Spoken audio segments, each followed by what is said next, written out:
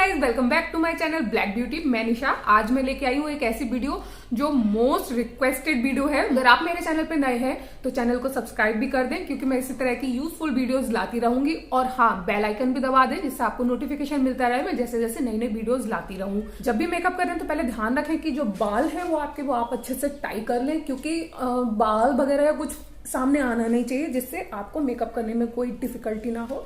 तो मैं यहाँ बाल हैं अपने वो अच्छे से टाई कर ले रही हूँ।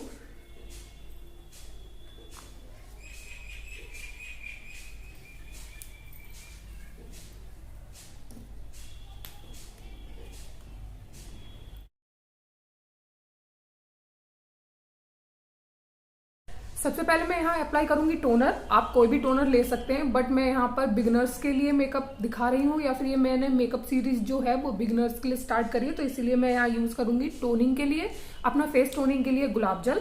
आप कोई भी गुलाब जल ले सकते हैं जो आपको सूट करता हो। मुझे ये वाला करता है तो मैं ये लगा रही हूँ।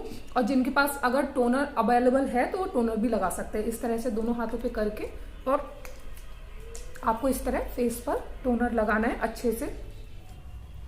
अब मैंने टोनर लगा लिया है, और टोनर लगाते लगाते ही, मतलब मैंने अभी फिलहाल गुलाब जल लगाया है जो टोनिंग का ही काम करता है।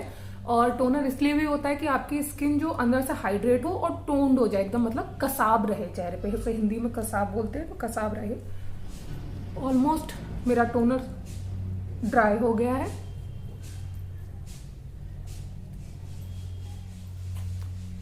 जब तक टोनर ड्राई नहीं हो तब तक उस पर कुछ और अप्लाई नहीं करना है। अब टोनर अच्छे से ड्राई हो गया। अब मैं यहाँ अप्लाई करूंगी मॉइस्चराइजर। मॉइस्चराइजर भी जो मैं अप्लाई करूंगी, वैसे तो मेरा रहता है कि मैं जो भी प्रोडक्ट यूज करती हूँ वो मैं आपको दिखाती हूँ, बट इस बार मैं आपको कोई भी प्रोडक्ट नहीं दिखाऊंगी, क्योंकि ये बिगिनर्स के लिए है, दोबारा बता रही हूँ। और मैं नहीं चाहती कि किसी को ये लगे कि मैं किसी भी मेकअप प्रोडक्ट को सजेस्ट कर रही हूँ, या फिर इनके पास इतना महंगा है तो, या फिर इतना सस्ता है, या जो भी कुछ रहे, माइंड में कुछ ऐसा ना सेट नहीं हो। तो इसीलिए मैं यहाँ यूज करूंगी मॉइस्चराइजर। मॉइस्चराइजर हम इसलिए लगाते हैं कि जिससे जब हम मेकअप लगाएं तो उसका बेस जो रहे इक्वल रहे, प्लस हमारा चेहरा हो तो वो डायरेक्ट जो मेकअप है उसको पूरा अंदर तक ऑब्जर्व ना करे। इसलिए हम लगाते हैं मॉइस्चराइजर, और हमारा जो फेस रहे वो मॉइस्चराइज भी रहे। आपको जहां जहां ड्राइनेस का इश्यू हो आप वहां वहां अच्छे से मॉइस्चराइजर लगा सकते हैं।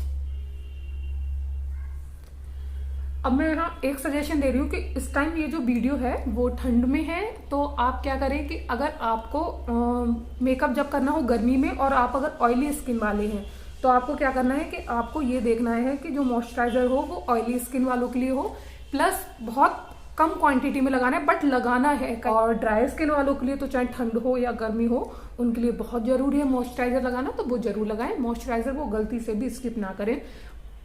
आपको जहां जहां ड्राइनेस का इशू हो वहां वहां थोड़ा सा सही करके लगा लें, आई मीन ज्यादा लगा लें, और जहां जहां नहीं है तो वहां आप कम भी लगा सकते हैं। अब हम थोड़ी देर मॉइस्चराइजर है वो उसको सूखने देंगे, जिससे वो पूरा अंदर तक स्किन में चला जाए। अब मैं लगा लेती हूँ लिप मॉइस्चराइजर। लिप को कर लेती हूँ मैं मॉइस्चराइज।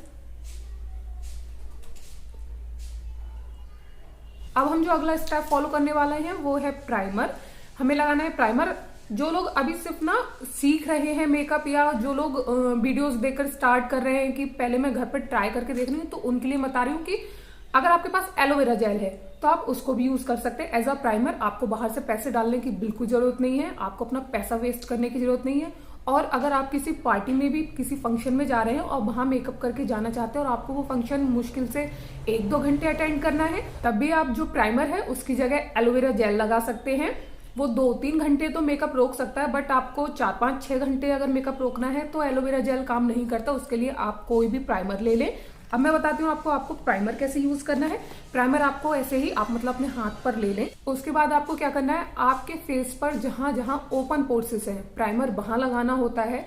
प्राइमर लगाने का मेन रीजन यही होता है कि जो आपके ओपन पोर्सेस हैं वो ब्लॉक हो जाए, और जो आपका फाउंडेशन या आप जो भी कॉस्मेटिक लगाएंगे वो अंदर तक ना जाए। फिर मैं बता देती हूँ आपको प्राइमर लगाना है कहाँ कहाँ। मेरे जैसे अब यहाँ सारा पिंपल एरिया है, तो यहाँ मेरे ओपन पोर्सेस की शिकायत हो रखी है, तो मैं यहाँ लगाऊंगी।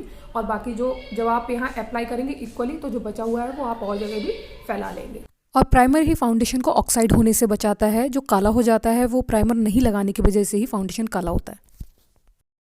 प्राइमर लगाने के बाद आपको खुद फील होगा कि आपकी स्किन है वो इतनी स्मूथ हो गई है। अगर अब आप इसके ऊपर कोई भी चीज अप्लाई करेंगे तो वो एकदम इवन अप्लाई होगी और एकदम मतलब फिसलेगी, लाइक मक्खन जैसा हो जाता है इस टाइम स्किन अच्छी हो रखी है। अब फाउंडेशन लगाने के लिए हमें जो सबसे पहले चाहिए वो हमें चाहिए एक स्पॉन्ज। फाउंडेशन होता है वो मेकअप ब्रश से लगाते हैं, बट मैं बिगिनर्स को सजेस्ट करूंगी कि जो फाउंडेशन है वो बिल्कुल भी मेकअप ब्रश से ना लगाएं। इस तरह के आप कोई भी मार्केट से जाके स्पॉन्ज ले लें किसी भी शेप के, जो लगभग आई थिंक मार्केट में आपको आई थिंक 50 या 45 या 60 आई थिंक समथिंग कुछ इसी टाइप का मिला था। तो आप लेके एक मेकअप स्पॉन्ज, और आपको ये जो मेकअप स्पॉन्ज है ये यूज करना है फाउंडेशन लगाने के लिए, बट ध्यान रखें इसको डायरेक्ट ऐसे नहीं लगाना। आपको किसी भी गहरे बर्तन में पानी लेना है, फिर इस तरह से मेकअप स्पॉन्ज को अच्छे से दबाना है और फिर आपको इस तरह पानी में उसको डुबा देना है बिल्कुल आखिर तक। अब आप देखेंगे कि जो मेकअप स्पॉन्ज है वो कितना बड़ा हो गया है। उसके बाद फिर इस मेकअप स्पॉन्ज को निचोड़ना है अच्छे से एंड अगेन इसको डुबोना है। ऐसे 2-3 बार करने से क्या रहेगा कि जो मेकअप का जो स्पॉन्ज होगा वो बहुत सॉफ्ट हो जाएगा, और जो जितना भी फाउंडेशन है या जो भी कुछ आप लगाएंगे तो वो अपने अंदर ऑब्जर्व नहीं करेगा, वो उस पर ऊपर ही रहेगा। अब पानी इसमें से है जो अच्छे से चला गया है, बट फिर भी इसमें जो आपका पानी का डाउट ना रहे तो इसलिए आप कॉटन का क्लॉथ ले लें और उसको इसमें अच्छे से इस तरह से दबा लें, स्क्वीज कर लें।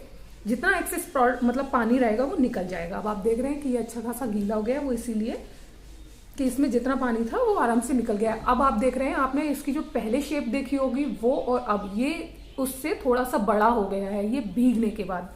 अब हम लगाएंगे फाउंडेशन।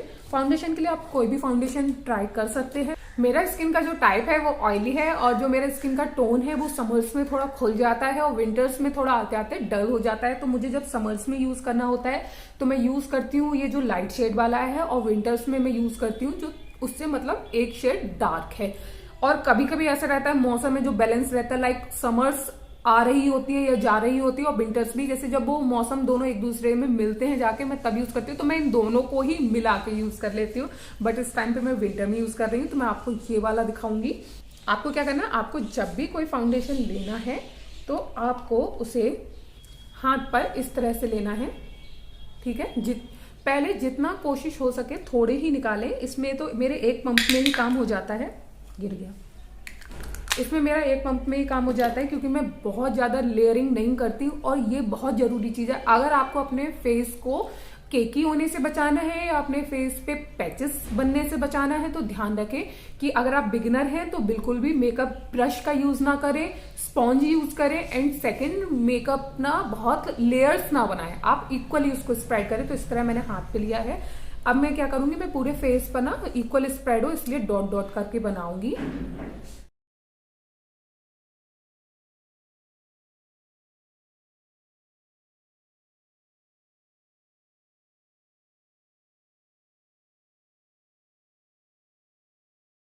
ध्यान रखें, आप जब भी कभी मेकअप कर रहे हैं, आपको कोई पार्टी अटेंड करनी है, कहीं बाहर जा रहे हैं, तो आप ना नेक पर भी फाउंडेशन लगाएं, नेक को बिल्कुल ना छोड़ें।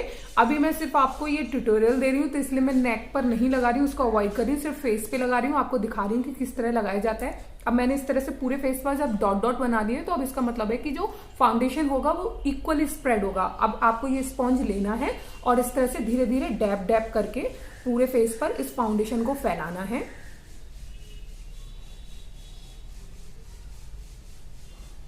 अब यहाँ पर आपको मैं बताऊं कि मॉइस्चराइजर और प्राइमर इसीलिए लगाया जाता है कि आपके चेहरे पर ना इवन तरीके से स्प्रेड हो जाए। अगर आपने मॉइस्चराइजर नहीं लगाते तो क्या रहता कि जहां जहां आपने डॉट बनाया है वो फाउंडेशन वहीं का वहीं रुक जाता, वो आगे स्प्रेड हो ही नहीं पाता। और मॉइस्चराइजर और प्राइमर लगाने से जो फाउंडेशन है वो आगे स्प्रेड आराम से हो जाता है। आपको जब भी फाउंडेशन लगाना है तो ध्यान रखें जो भी आपका फॉरहेड का एरिया है, जितना दिख रहा है, जितना रिवील हो रहा है, आपको वहां सब जगह लगाना है। ऐसे ही आपको अपना अंडर आई एरिया भी कवर करना है।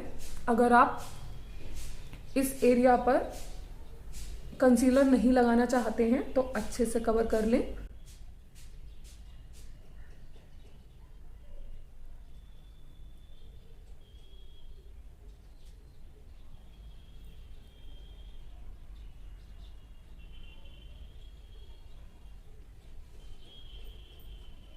अब क्या करना है आपको, अगर अभी भी लग रहा है कि कहीं पर भी इवन नहीं लगा है या फिर कहीं भी कम लगा है, तो आप इस फाउंडेशन को थोड़ा सा और लेके लगा सकते हैं।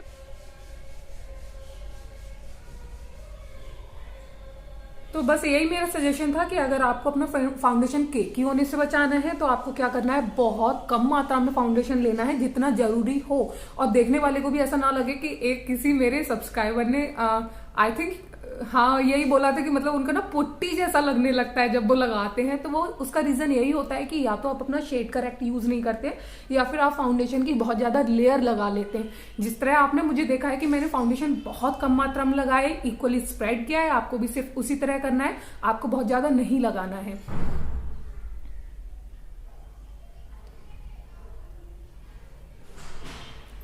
और लास्ट सजेशन, जो फाउंडेशन या किसी भी मेकअप को ना लॉन्ग लास्टिक बनाएगा, प्लस मेकअप बहुत ज्यादा केकी नहीं दिखाएगा, पुट्टी जैसा नहीं दिखाएगा, वो उसके लिए एक सबसे बड़ी चीज है जो है मेकअप फिक्सर, जो आपको अप्लाई करना है जब आपका मेकअप का लास्ट हो। मैं आपको सिर्फ ये दिखा दे रही हूँ क्योंकि अभी मुझे मेकअप अपना रखना नहीं है फेस पर। उम्मीद करती हूँ कि मैंने फाउंडेशन से रिलेटेड आपको बहुत सारी चीजें बता दी हूँ। अगर इसके बाद भी अगर कुछ ऐसा रह गया हो जो आपको नहीं समझ में आ रहा है तो आप मुझे कमेंट करके वो बोल सकते हैं।